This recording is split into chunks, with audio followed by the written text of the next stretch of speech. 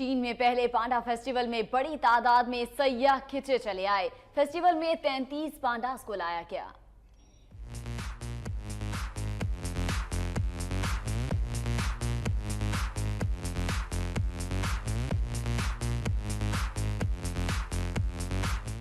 चीन के जुनूब मशरकी सूबे सिचुआन में दुनिया के पहले जाइंट पांडा फेस्टिवल का इनेकाद किया गया। बड़ी तादाद में लोग दूर दराज इलाकों से पांडास देखने पहुंचे। पांडास भी खूब अटकेलियां करते रहे।